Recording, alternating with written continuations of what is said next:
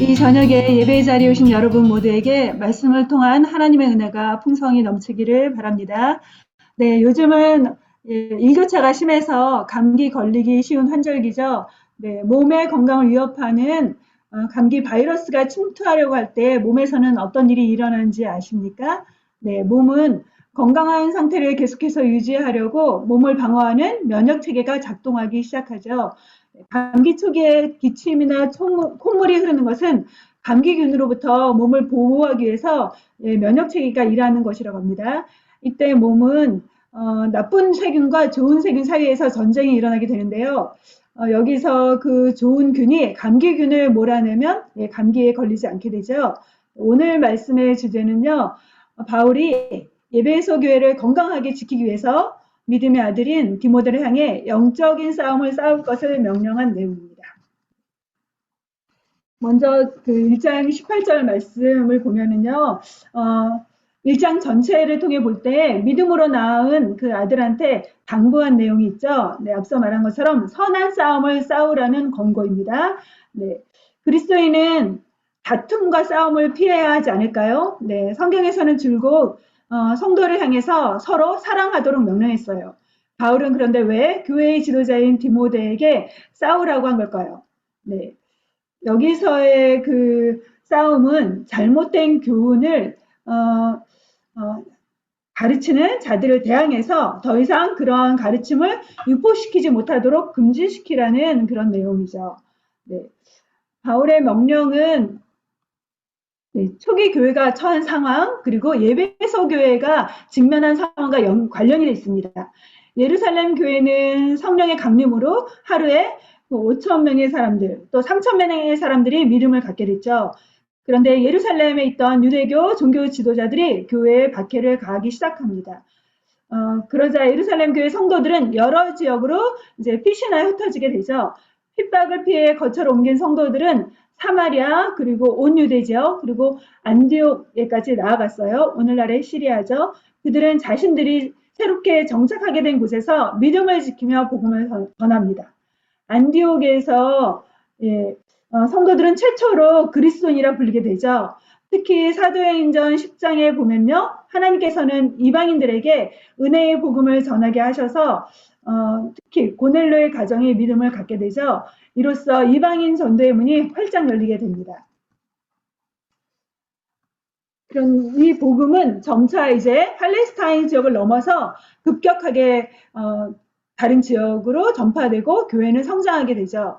특별히 전도를 위해 하나님께서 선택하신 사람이 여러분 잘 아시는 것처럼 사도 바울입니다. 네. 바울은 지중해 연안을 1차 선교 여행을 통해서 복음 전하고요. 그리고 2차 전도 여행은 마게도니아 지역을 가죠. 네. 그리고 3차에는 소아시아 지역에 복음을 전합니다. 종횡무진 복음을 전하던 바울 사도는 3차 전도 여행 이후 예루살렘에서 체포되어 죄수의 몸으로 로마에 가게 되죠. 그리고 여러분 잘 아시는 것처럼 이제 사도행전 마지막 28장에서 2년간 연금된 상태에서 지내다가 풀려나게 됩니다. 이후에도 바울은 2차로 로마 감옥에 구금돼서 사형을 당하기까지 그곳에서 복음을 전했죠. 이렇듯 바울과 흩어진 성도들의 복음 전파로 교회는 급속도로 세계 곳곳에 세워졌어요. 그런데 교회를 위협하는 문제들이 발생하죠. 네, 내적인 문제는 교회가 아직 정비되지 않고 조직화되지 않아서 겪게 되는 행정적인 문제들이 있었어요. 네, 그 결과 그 안수 집사님들을 세우게 되죠. 사도행전에서. 그리고 또 교회가 겪었던 외적인 문제로는요. 로마 제국하에서 황제 숭배가 이루어졌는데 이를 거부해서 박해를 받게 되는 그런 어려움을 겪게 되죠. 또 앞서 얘기했던 것처럼 그 예루살렘에 있던 유대교 지도자들이 그렇게 박해하는 걸로 인해서 또 어려움을 겪었죠. 이 외에 교회를 위협하는 또 다른 문제가 있었어요. 이는 교회가 양적으로 성장한 만큼 질적인 성장이 이루어지지 않아서 생겨난 문제예요. 초대교회가 겪은 또 다른 외적인 어려움은 바로 교회 내에 잘못된 세상을 퍼뜨리는 사람들이 침투한 것이죠. 당시에는 오늘날 우리가 소유한 이 성경이 신약 성경이 정경으로 지어지지 않았기 때문에 사도들을 통해 계승된 복음의 가르침을 지켜내는 것이 매우 중요했어요. 사도행전 15장에 보면은요, 예루살렘에서 교회의 지도자들과 함께 종교회의를 하게 되는데요.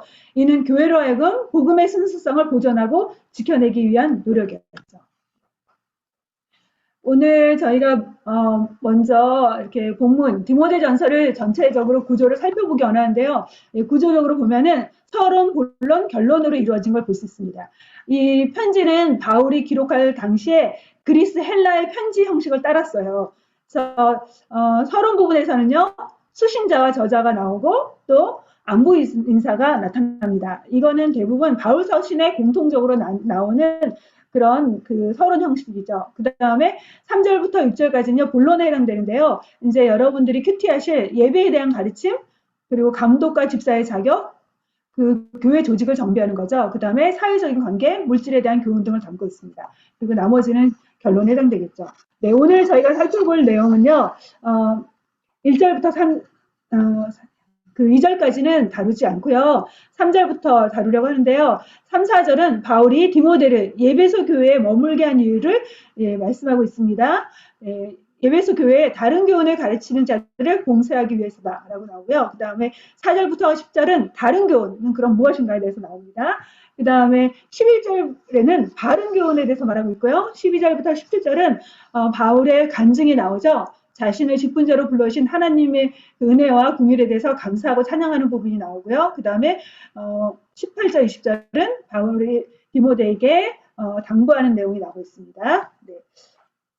이 디모데 전서는 여러분 잘 아시는 것처럼 편지 글이죠. 네, 내용을 이해하기 위해서 배경에 대해서 알아보도록 합시다. 네, 먼저 여러분 잘 아시는 것처럼 디모데 전서의 저자는 바울이죠. 네, 바울은 로마서부터 빌레몬서까지 13권의 성경책을 저술했습니다. 그리고 이 편지의 그 수신자는 디모데죠. 네, 바울이 믿음으로 낳은 아들 디모데라고 설명하고 있죠. 디모데 전서는 디모데 후서와 그리고 디도서와 함께 목회 서신이라고 해요. 교회를 지도하고 조직하고 감독하는 데 필요한 방향을 세심하게 제공해 주겠습니다. 그리고 이 편지는요, 개인적인 편지이면서 동시에 공적인 편지이죠. 기록한 목적과 시기에 대해서 살펴보면요, 바울은 사도행전 28장에 보면 앞서 얘기했던 것처럼 로마 감옥에서 1차로 투옥이 되죠. 네, 2년의 시간이 지난 후 63년경에 바울은 석방됩니다. 그리고 석방되자 자신이 세운 소아시아 지역의 교회들을 방문하게 돼요. 그는 예배소 지역과 골로새 지역의 교회를 방문하고, 네, 이제 예배소에 이르렀는데요. 그 예배소 지역에서 빌립보에 머물고 있던 디모데와 다시 만나고 합류하게 됩니다. 그리고 바울은 얼마 지나지 않아서 이제 반대로 마게도냐에 있는 빌립보 교회를 향해 떠나가요. 그리고 바울은 빌립보 교회와의 약속을 지키기 위해서 발길을 마게도냐를 향하지만 그곳에 그 예배소 교회에 디모데를 머물게 합니다. 바울이 마게도냐를 방문한 후 가급적이면 속히 예배소 교회로 돌아올 계획이었어요. 그렇지만 사정들로 인해서 예배소 지역으로의 방문이 지체되면서 편지를 기록하게 됩니다. 예배소 교회에 있는 젊은 목회자 디모데를 격려하기 위함이죠. 이 편지가 바로 디모데 전서인데요. 기록한 장소는 여기 빌립보, 이 마게도냐, 오늘날의 그리스 지역에 해당되는 그 그리스 지역에 해당되는 바로 이쪽 빌립보에 머물면서 오늘날의 터키에 해당되는 예배소에 있는 디모데를 향해서 쓴 편지입니다. 네. 기록 연대는 63년경으로 볼 수 있습니다. 네. 앞서 얘기한 것 같이 본서가 편지문인 것을 감안할 때 편지의 수신자와 저자가 있겠죠. 네. 편지의 저자인 바울은 이제 수신자인 디모데를 향해 썼는데요. 이 수신자 저자의 상황을 먼저 저희가 살펴보는 것이 필요할 것 같아요. 바울이 현재 앞서 얘기했던 것처럼 오늘날의 그리스 지역인 마게도냐 있죠. 그리고 디모데는 오늘날의 터키에 해당되는 예배소에 있습니다.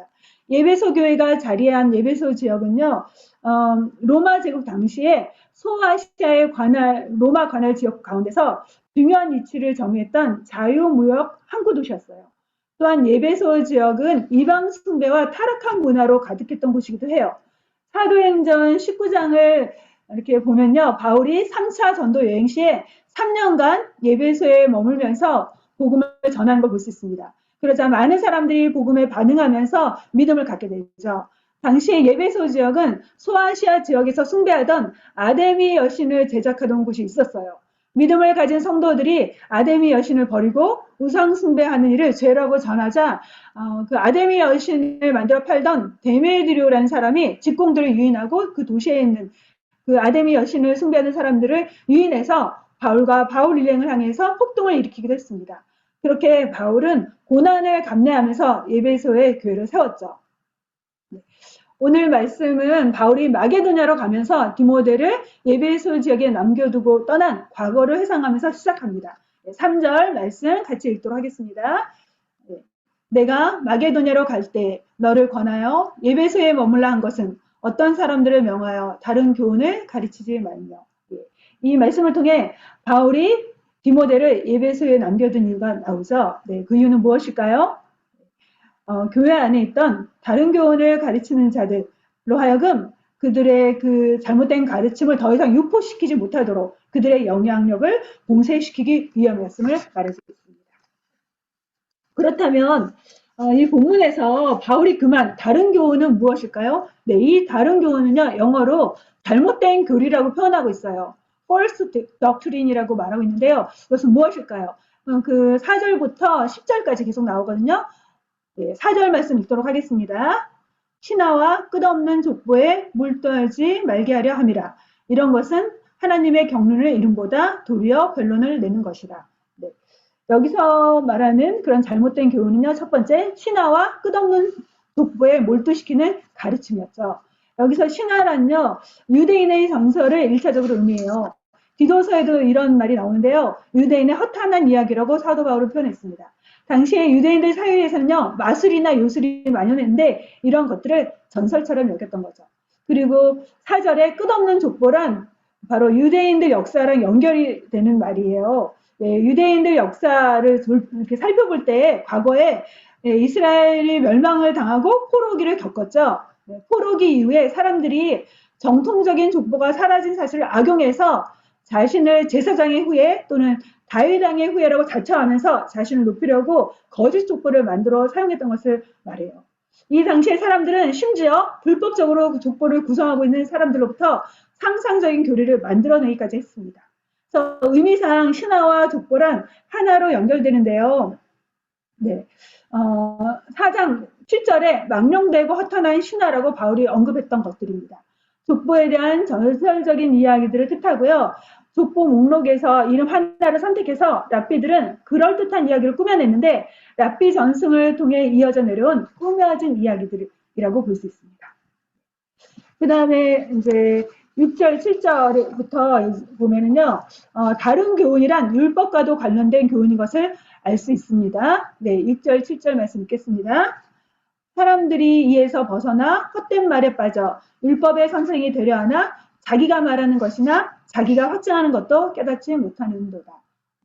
다른 교훈이란 율법의 목적과 기능에 대해 오해한 그 거짓 교사들의 교훈을 말한다고 할 수 있죠.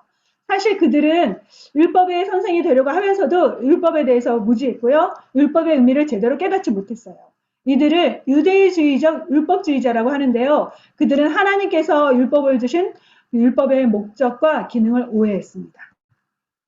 여러분, 하나님께서 율법을 주신 목적은 무엇일까요? 네, 율법의 목적은 사랑입니다.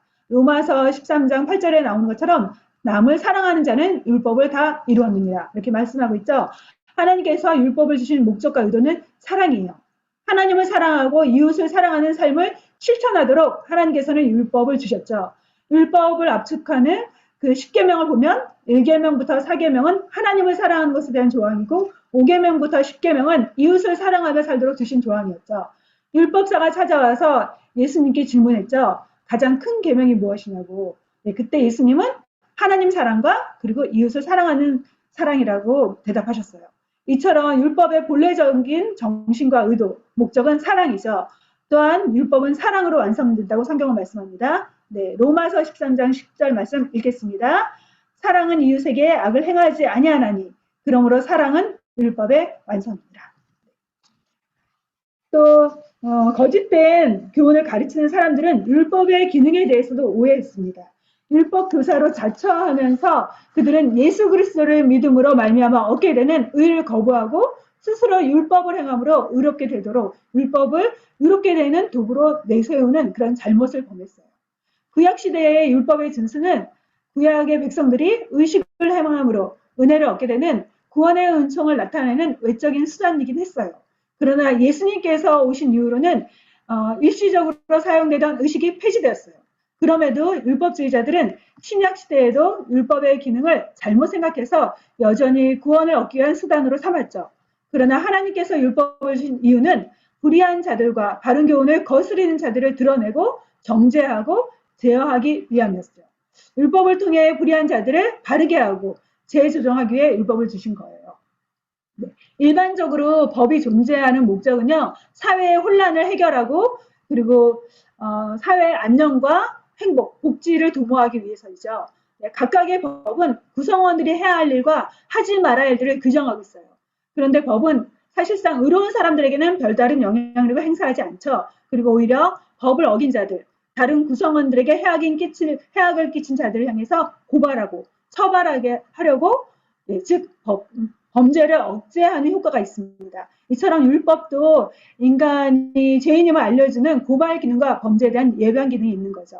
로마서 3장 20절은 말하죠. 율법은 죄를 깨닫게 한다라고 이렇게 선언하고 있습니다. 율법의 기능과 역할은 죄를 드러내고 죄인임을 깨닫게 해주는 것이죠. 하나님께서는 하나님이 어떤 분인지 알게 하고 하나님이 원하시는 삶이 어떤 것인지 하나님의 표준과 기준, 하나님의 백성의 삶은 어떠해야 되는지 지침으로 율법을 주셨어요. 불완전한 인간은 율법을 통해 하나님의 기준에 이르지 못하는 죄인임을 깨닫게 되죠. 따라서 율법을 마주하는 것은 어쩌면 고통스러울 수 있어요.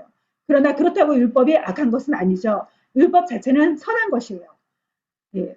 그래서 1장 8절에서 말하죠.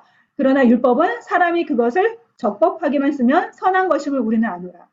하나님께서 주신 의도와 목적대로 합법적으로 바르게 사용하면 율법은 선한 것인 것을 나타내고 있습니다. 네. 우리가 1장 전체를 이제 큐티를 하셨을 텐데요. 네. 1장을 주의 깊게 살펴보면요. 교훈이란 단어가 4번에 걸쳐서 나오는 걸 볼 수 있게 돼요. 그런데 이 교훈이란 단어에는요. 의미상 바른 교훈과 거짓 교훈으로 나누어집니다. 그렇다면 바울이 말하는 바른 교훈이란 무엇일까요? 네, 11절에 나오죠. 이 교훈은 같이 읽겠습니다. 이 교훈은 내게 맡기신 바 복되신 하나님의 영광의 복음을 따름이니라. 네, 바른 교훈은 바울이 전파한 하나님의 영광으로 가득한 복음에 기초한 가르침을 말하죠. 바울 당시에는 성경이 정경으로 오늘과 같이 주어지지 않았던 때였죠. 따라서 사도들을 통해서 가르쳐지고 기록되었던 복음을 의미하죠. 15절에서 바울은 복음을 정확하게 설명합니다. 믿보다 모든 사람이 받을 만한 이 말이요. 그리스도 예수께서 죄인을 구원하시려고 세상에 임하셨다 하였도다. 네. 복음이란 그리스도 예수께서 죄인을 구원하시려고 세상에 오신 사건이에요. 하나님의 아들 예수는 사람이 돼서 이 땅에 오셨죠. 네, 이 땅에 오신 목적은 예수님께서 십자가를 통해 인류의 죄를 담당하심으로 구원하시기 위함이었어요. 예수님의 성육신과 십자가를 통한 대속적인 죽음이 죄인들을 죄에서 해방하고 죽음에서 영생으로 옮겨지게 하는 좋은 소식이죠. 이 복음이 바로 바울을 변화시켰습니다. 과거 예수 믿는 자들을 결박하여 감옥에 가두는 것이 하나님을 섬기는 것이라고 알았던 그 영적인 소경이었던 바울은 그 하나님의 은혜로 복음 전파자로 거듭나게 되죠. 그 하나님께서 바울을 변화시킨 은혜와 긍휼이 바로 복음의 핵심이죠. 하나님의 은혜가 흘러서 바울은 이제 과거의 모든 죄와 허물을 용서받고 믿음과 사랑으로 거듭나서 새로운 존재가 됐죠.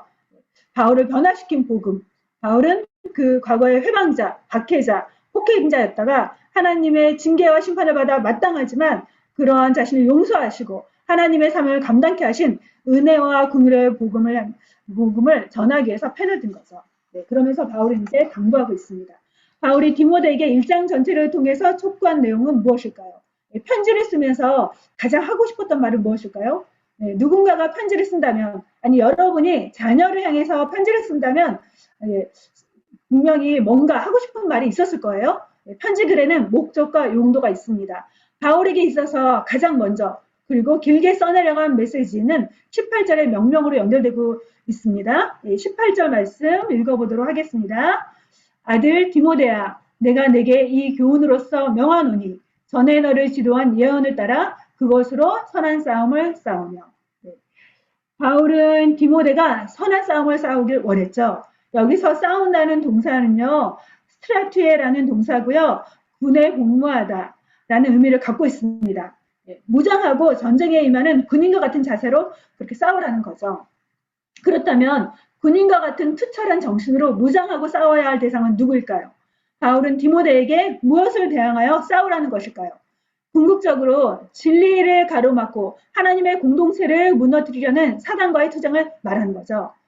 1차적으로는 본문 1절부터 11절, 더 나아가 17절까지 이렇게 연결된 내용을 통해서 잘못된 교훈과 바른 교훈 사이에서 싸워야 함을 알려주고 있습니다.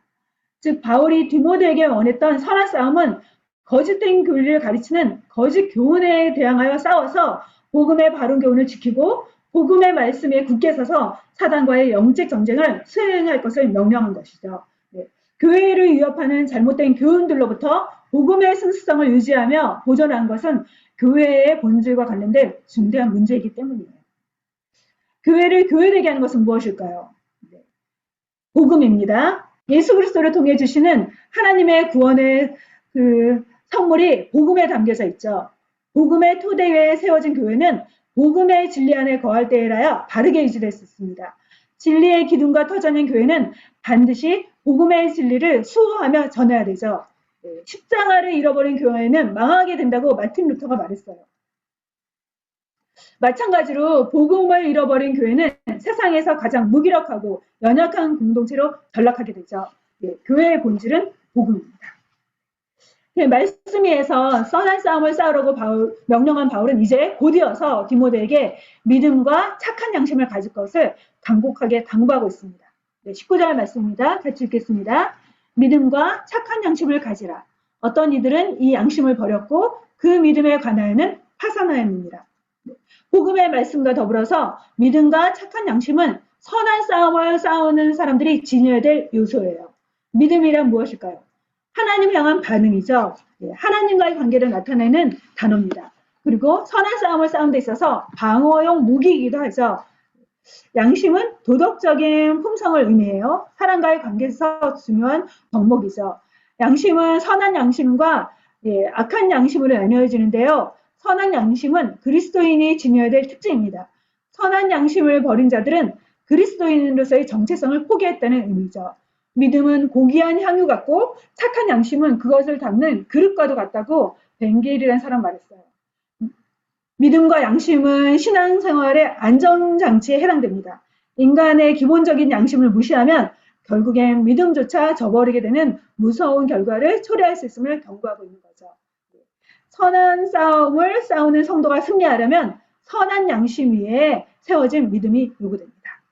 한편 여기서 파선하다는 단어는요. 배가 산산조각으로 부서지다는 뜻인데요. 초대교회의 이단 논쟁에 있어서 적대자들을 가리키는 그런 용어였어요. 그들은 교리적으로 진리의 말씀에 뿌리를 내리지 못했고 더 나아가 도덕적으로는 착한 양심의 열매를 맺지 못해서 믿음의 항해에서 배가 부서져 버린 자들이 되고 말았죠. 이처럼 착한 양심을 버린 자들은 믿음이 파손되어 버리는 결과를 얻게 됩니다. 모두가 바른 교훈 안에 있지는 않고요. 선한 양심을 가지고 믿음으로 살아가지만은 않는다는 것을 우리가 볼 수 있어요. 20절 말씀 읽겠습니다. 그 가운데 후메네오와 알렉산더가 있으니 내가 사탄에게 내준 것은 그들로 훈계를 받아 신성을 모독하지 못하게 하려 함이라. 에베소 교회에서는요. 알렉산더와 후메네오가 잘못된 교훈을 가르치는 대표적인 사람들이었어요. 에베소 교회에서 율법 교사로 스스로를 자처했고요. 이름만 대면 누구나 알 수 있는 사람이었으나 그들은 믿음에 파손한 자들이 되고 말았죠. 거짓 교리를 가르치는 거짓 선생, 이단을 향해 바울은 사단에게 내줬다라고 말하고 있죠. 이 구절은 참 설명이 필요한 구절이거든요. 사단에게 내줬다는 의미는 무엇일까요? 공동체로부터 분리시켰다는 말을 의미하고 있습니다. 당시 교인들을 징계하여 출교 판정을 내는 것을 의미해요. 사도적인 권위를 갖고 행하는 극심한 징계로서 추방을 했죠. 오늘날의 그 교회 정치에 보면요, 7이라는 그런 교회가 해야 되는 훈계 방식이 있는데요. 사실상 교회들이 그 일들을 하고 있지 못하는데요. 원래 성경적으로 보면 그 잘못을 범한 사람을 향해서 이렇게 공동체로부터 분리시키는 일을 하도록 성경은 말씀하고 있습니다. 이렇게 공동체로부터 분리시키는 추방의 목적은 무엇일까요? 공동체를 위한 교육의 차원에서 행해졌고요. 그리고 그 잘못한 사람이 징계를 받아서 다시는 신성 모독이나 회방하는 일이 없도록 하기 위해서였어요. 다시 말하면요, 그 개인을 추방해서 영영이 교회에 돌아오지 못하게 하기 위한 것이 아니라 징계를 통해서 개인적으로 훈육을 받아 새롭게 될 수 있도록 도모하는 거였죠. 개인적으로 그들을 공동체에서 분리시켜서 영적인 그런 교육을 시켰던 거죠. 그리고 그것을 통해서 공동체가 그 한 범죄한 개인을 통해서 그 죄가 그 공동체를 더럽히지 못하도록, 죄도 그 확장성이 있고 재생산을 하잖아요. 영향을 끼치거든요. 그런 죄로 인해서 공동체가 더럽혀지지 못하도록 공동체를 보호하기 위한 목적도 있었습니다. 그래서 징계를 통한 회복이 목적이었음을 알 수 있습니다. 마태복음 18장에 보면요, 예수님께서 공동체를 향해서 주시는 메시지가 있어요. 범죄한 사람, 죄를 범한 사람을 다루는 방법에 관해서 말씀하시는데요. 먼저 누군가 범죄하면 개인적으로 찾아가서 혼자서 권면하도록 했죠. 그리고 나서도 범죄한 사람이 듣지 않으면 다음에는 두세 사람이 함께 가서 권고하도록 그렇게 말씀했어요. 그럼에도 계속해서 듣지 않으면 교회의 지도자들을 통해서 권고하는 것이 필요하다고 말씀하셨습니다.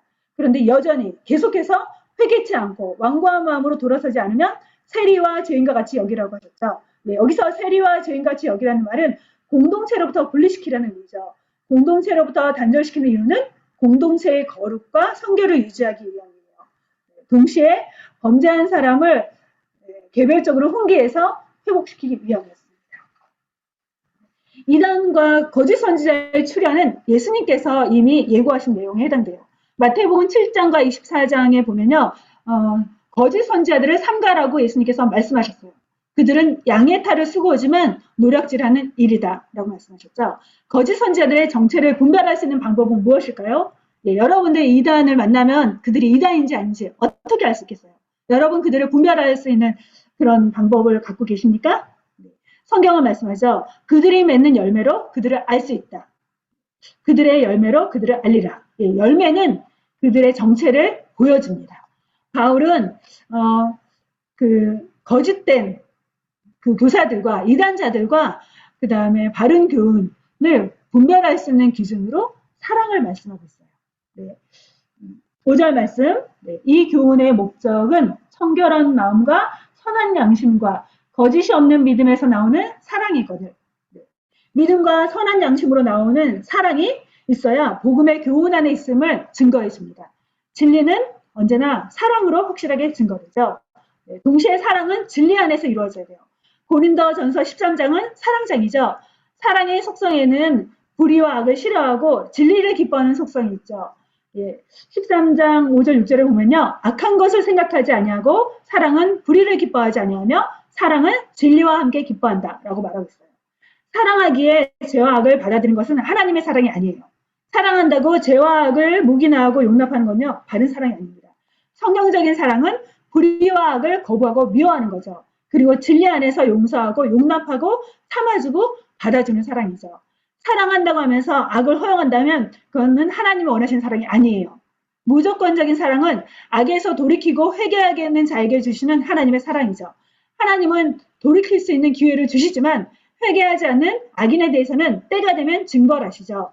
사랑과 공의는 연결되고 있어요. 사랑과 진리는 함께 갑니다. 그것이 십자가죠. 그것을 보여준 사건이 바로 십자가입니다. 공의로우신 하나님은, 진리의 하나님은 죄를 묵인하실 수 없기에 범죄한 자에게 죄값을 반드시 치르게 하시죠. 동시에 사랑이신 하나님은 인류를 향한 완전한 사랑으로 자기 아들을 보내서 인류 대신 죄값을 치르도록 하셨습니다. 하나님은 진리 안에서 사랑을 행하시는 분이세요. 우리도 진리 안에 있음을 사랑으로 보여줘야 합니다. 네. 이단적인 가르침은요, 단지 지식적인 오류에 빠진 것만 아니에요. 악한 영과 사단에게 미혹된 거죠. 잘못된 교리를 퍼뜨리는 배후에는요, 결국 사단이 있습니다. 이단이란 근본적으로 사단의 계략으로부터 기인하죠. 이단은 복음의 진리를 왜곡하고 교회의 본질을 변질시키려는 사단의 사악한 책략이며 교회가 겪는 가장 심각한 도전이기도 해요. 초대교회로부터 지금까지 교묘한 거짓 교리로 성도를 유혹하는 이단은 교회를 괴롭히는 외부로부터의 공격입니다. 특히 이단의 세력은 몰래 교회 내부에까지 숨어 들어와서 교회를 혼동에 빠뜨리고 분열시키고 있죠. 우리는 사단의 존재를 의식해야 돼요. 사단은 믿지 않는 자들의 눈을 가려서 복음의 진리가 비치지 못하도록 하고 동시에 성도들로 하여금 복음의 진리에서 멀어지도록 유혹하고 있습니다. 한편으로는 잘못된 교리를 가지고 교묘한 말로 속이고 미혹하고 있죠. 거짓 이단들은 지적인 호기심과 현학적인 말, 때로는 그럴싸한 속임수로 가장해서 하나님의 복음의 진리에 거하지 않도록 미혹하고 있습니다. 우리는 지금 이 미혹당할 수 있는 너무나 거짓이 난무한 그런 세상 속에 살고 있어요. 마치 연극 배우가 가면을 쓰고 정체를 숨기듯이 잘못된 가르침을 가지고 진짜처럼 행사하고 있는 사람들이 너무나 많습니다. 그러나 이단들은 도덕적인 면에서, 윤리적인 면에서 언제나 문제를 동반하고 있어요. 그들의 잘못된 가르침은 비윤리적인 삶을 통해서 그들의 뿌리가 잘못된 것임을 드러내고 맙니다. 예를 들면 통일교는요, 피가림이라는 의식과 그런 교리가 있었어요. 인간은 죄가 있어서 더러운 피를 지녔다는 그런 얘기를 합니다. 그런데 예수님께서 오셔서 십자가를 통해서 이루신 것은 불완전하고 실패했다. 그래서 통일교의 교주 문선명과 성적인 관계를 맺음으로써 피를 깨끗하게 할 수 있다는 그런 가르침에 기반을 둔 의식이었어요. 너무 끔찍하죠? 그런데 이런 교리에 너무나 많은 사람이 과거에 넘어갔던 역사가 있었습니다. 또한 우리가 생각해 볼 수 있는 건 신천지죠. 신천지는 온갖 거짓말을 많이 하고 있어요. 그런데 그것을요, 모략이라는 단어로 합리화시키고 정당화합니다. 신천지의 시작과 끝은 거짓과 속임수로 가득 차 있습니다.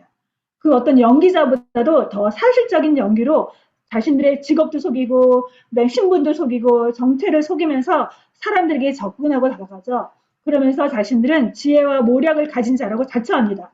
사실상 그들은 거짓의 합이 마귀의 하수인이며 졸개될 뿐인데도 말이에요. 성도들은 영적인 전쟁 속에 있음을 잊어서는 안 되죠. 사단은 제한된 시간 동안 이 세상에서 활동하고 있어요. 하나님의 정하신 때가 되면 사단은 무저경에 들어가게 될 운명이죠. 그러나 사단은 이 땅에서 활동할 수 있는 시간 동안 믿지 않는 자들을 미혹해서 하나님을 믿지 못하게 할 뿐만 아니라 어떻게 해서든지 하나님의 자녀들로 하여금 하나님으로부터 멀어져가게 하려고 온갖 방법을 동원하며 유혹하고 있습니다. 그러나 기억하세요. 우리는 이미 예수님 안에서 승리가 확보된 자들이라는 것을. 예수님은 십자가를 통해서 사단의 머리를 치시고 이미 승리하셨어요. 그러나 아직 승리가 완성되지 않은 그런 시대에 우리는 살고 있습니다. 예수님께서 재림하셔서 다시 오실 때 승리는 완성될 거죠. 그리고 우리는 예수님의 재림 시에 같이 함께 예수님과 함께 승리의 함성을 지르게 될 것입니다. 그러나 우리가 만일 방심한다면 유혹에 넘어질 수 있어요. 우리는 죄성이 있고 여전히 연약함을 가진 존재이거든요. 그래서 보초를 서는 군인처럼 우리는 깨어 있어야죠. 오늘날 잘못된 사상과 가르침, 문화라는 이름으로 사단은 우리를 공격해오고 있습니다. 문화와 새로운 사상이란 사단이 사용하는 전략 중에 하나예요. 이단은 아니지만 오늘날 우리의 신앙을 위협하고 복음의 진리를 훼손하는 잘못된 가르침에는 무엇이 있을까요? 종교다원주의를 들 수 있죠. 역사적으로 종교다원주의가 이렇게 태동한 그 과정을 살펴보면요, 다원주의를 이해하는 데 도움이 될 거예요. 서구 사회는 오랫동안 유일신앙에 근거한 기독교를 중심으로 이루어졌죠. 그런데 신대륙을 발견한 등 지리상의 발견들, 그리고 산업혁명, 그리고 시민사회 형성으로 인해서 그런 요인으로 인해서 많은 변혁의 과정을 겪게 돼요. 그리고 종교 역시 다원적인 상황에 있음을 인식하게 됩니다. 또 교통과 통신수단의 발달로 인해서 인류 사회의 문화적인 거리가 좁혀지게 되고요. 서구 학자들은 그로 인해서 기독교 이외에 동양 종교들을 접하게 돼요. 그러면서 동양 종교들이 지닌 가치를 새롭게 인식하고요. 그러면서 또 타종교에 대한 인정이 불가피하다는 결론에 이르게 됩니다. 타종교를 인정하는 자세는 필요하죠. 그런데 다원주의의 관점은 거기서 더 나아가 모든 종교는 다 나름대로 진리를 내포하고 있기에 모두 다 수용하고 존중해야 한다고 가르칩니다. 특히 기독교도 다른 종교와 다를 수 없고 그렇기 때문에 기독교만 진리라고 하는 것은 독선이라고 보죠. 종교다원주의에 의하면 기독교만이 진리가 아니기에 굳이 기독교를 전해야 할 필요가 없어지게 되고요. 또 다른 종교들과 대화를 나누고 공존하는 것이 미덕이고 관용이라고 주장하죠. 네, 여러분들도 이러한 주장에 동의하십니까? 네, 그렇다면 기독교가 무엇인지 제대로 모르고 있는 거예요. 예수님은 말씀하셨죠. 내가 곧 같이 읽겠습니다. 내가 곧 길이요 진리요 생명이니 나로 말미암지 않고는 아버지께로 올 자가 없느니라. 네, 예수님만이 유일한 진리다. 예, 영어 표현에 보면요. I am the way and the truth and the life. 예, 더라는 그 기사가 들어가죠. 예, 이 말은요. 유일한 진리다. 예수님만이 유일한 진리이시다. 그리고 예수님만이 하나님께로 가는 유일한 길이 되신다라는 거죠. 다른 길은 하나님께로 갈 수가 없다는 거예요. 다른 이름은 구원의 이름이 될 수 없고 예수 그리스도의 이외에는 진리가 없다고 성경은 선언하고 있습니다. 예수님이 하신 말씀을 여러분 믿는다면 예수님만이 유일한 진리가 되시는 거죠. 다른 종교는 진리가 될 수 없습니다. 예수님을 진리로 믿는 자는 다른 종교에 진리가 있다고 받아들일 수 없게 됩니다. 우리 시대의 죄를 죄로 보지 못하게 하는 다양한 사상들이 있습니다. 동성애를 죄가 아닌 성적 취향으로 세상의 문화는 주장하고 있죠. 그러나 성경은 말씀합니다. 네. 로마서에서 그리고 디모데전서에서도 말씀하고 있죠. 죄라고. 네. 우리가 읽었던 그 디모데전서 1장 10절에 보면요. 죄인들의 리스트를 말하는데요. 10절에 남색하는 자라고 나오죠. 바로 동성애자를 표현하고 있습니다. 또 그 밖에도 상황윤리가 역시 우리로 하여금 죄에 둔감하게 하는 사상이기도 해요. 사랑하면 모든 것이 다 용납이 된다는 그런 기저의 그런 사상들이 있습니다. 영적인 전쟁에서 우리가 잊지 말아야 할 것은 우리가 대항해야 할 적은 사람이 아니라는 사실이에요. 혈과 육을 가진 사람을 상대하여 싸우는 것이 아니라 사단과 마귀, 악을 대상으로 전쟁을 수행해야 된다는 사실입니다. 네, 악은 실제합니다. 하나님이 실제하듯이 악의 세력, 사단과 마귀도 실제합니다. 마귀를 무시하는 것과 마귀를 두려워하는 양 극단은 바람직하지 않죠. 네, 그렇지만 악이 존재하는 것을 기억하셔야 돼요. 구약에서 구약에서 하나님께서 이방 민족을 진멸하라고 말씀하시죠. 그 이방 가나안에 있던 이방 민족을 진멸하라, 모두 다 멸하라는 건요. 악에 대한 진멸을 말씀하신 거죠. 네, 또 다윗이 그 시편에서 그 막 탄원하는 저들을 하나님 무너지게 하시고 넘어지게 하시고 고통당하게 하시고 그런 저주시를 하고 있죠. 그건 바로요. 선과 악의 구도 속에서 악을 대항하는 그런 관점으로 이해하셔야 됩니다. 그리고 영적 전쟁은요. 하나님의 영광과 하나님의 뜻을 드러내기 위한 싸움이 되어야 되고요. 세 번째로 영적 전쟁은 사람을 향해서는 말씀의 진리 안에서 사랑으로 실천해야 된다는 걸 기억하셔야 됩니다. 우리는 이단적인 가르침을 전하는 자들 대할 때 어떻게 해야 될까? 이단에 빠져있는 사람들을 미워하고 혐오할 필요는 없습니다. 그러나 잘못된 가르침에 영향을 받지 않도록 주의해야 되겠죠. 요한 사도는 진리 안에서 사랑하기를 힘써야 된다고 했습니다. 사랑하되 진리 안에서 사랑해야 잘못된 사랑에 빠지지 않을 수 있습니다. 사랑한다고 잘못된 대상을 사랑한다면 그 사랑은 바른 사랑이 아니죠. 예를 들면 우리가 사랑한다고 남의 남편을 사랑하면 되겠습니까? 큰일 나겠죠. 그리고 사랑한다고 악을 사랑하면 안 되는 거죠. 잘못된 사랑, 무질서한 사랑이 죄라고 어거스틴은 죄를 정의했거든요. 그래서 사랑은 진리 안에 거할 때 온전한 사랑을 이룰 수 있습니다. 진리가 사랑을 잃어버리면 폭군이 될 수 있고 또 진리 역시 그래서 사랑을 필요로 하죠. 진리와 사랑의 양손 법칙을 잊어서는 안 될 거예요. 사랑한다고 진리를 놓쳐서도 안 되고 진리를 붙잡기 위해서 사람을 미워해서도 안 됩니다.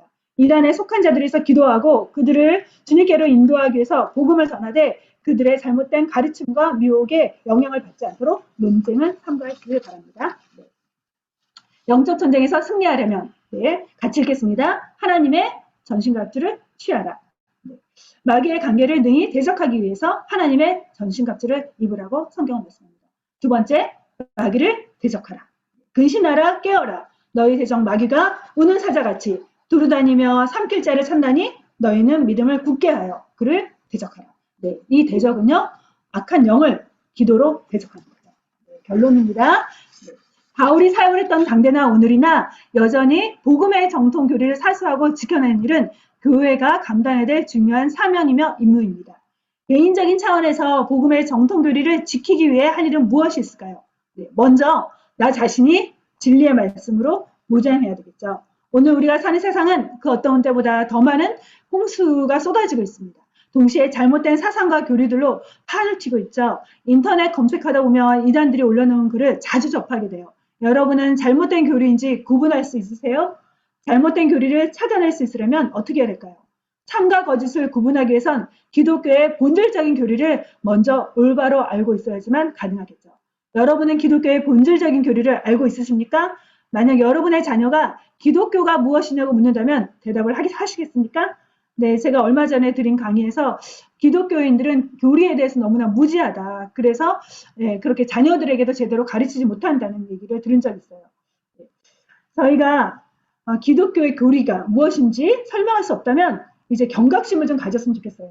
그리고 성경이 말하는 본질적인 교리와 그리고 하나님의 말씀을 배우기 위해서 열심을 내길 바랍니다. 이상한 곳에 가서 배우려고 하지 마시고요. 성경을 배우되 바르게 가르치는 교회에서의 성경 공부 기회를 붙잡으세요. 그리고 큐티를요 깊이 있게 하셨으면 좋겠어요. 성경을 읽고 또 듣고 공부하고 묵상한 일, 암송한 일을요 정기적으로 하십시오. 적어도 내가 무엇을 믿는지 설명할 수 있는 정도의 성경적인 지식을 소유하도록 노력하시기 바랍니다. 네. 그리고 우리 몸의 건강은 건강할 때 지켜야 되겠죠. 질병에 대처하는 가장 좋은 방법은 평상시에 운동과 건강한 식습관 그리고 건강관리를 통해서 예방하는 것일 거예요. 우리 영혼의 건강도 이단적인 가르침에 미혹당하기 전에 진리의 복음과 말씀으로 무장할 때 분별력을 키우게 될 것입니다. 그럴 때 악한 자들과 세상의 잘못된 가르침에 미혹당하지 않게 되겠죠. 그러기 위해서 우리 하나님의 말씀을 제대로 알기 위해 힘씁시다. 여러분 하루 일과 중에 얼마나 많은 시간을 말씀에 투자하고 계세요? 단 10분 정도로 큐티를 하면서 만족하고 계세요? 큐티책 한 번 읽는 것으로 큐티했으니 나는 충분하다고 생각하지 마십시오. 물질의 주인 되신 하나님께 10분의 1을 드리듯이 나에게 하나님께서 주신 시간, 생명의 주인이신 하나님께 그 시간의 10분의 1을 드리도록 합시다. 내 인생의 주인이신 하나님께 시간을 드리고 마음을 드리며 독대하는 시간, 경건의 시간을 갖는다면 하나님께서는 내 영혼을 생명의 말씀으로 가득하게 하시고 성령 충만함을 경험하게 하실 거예요. 뿐만 아니라 거짓된 가르침으로 누군가 접근할지라도 진리의 말씀으로 대적해서 이겨낼 수 있을 겁니다. 시간의 11조로 하루 2시간 40분을 하나님께 드리기를 도전하고 싶습니다. 네, 같이 기도하도록 하겠습니다.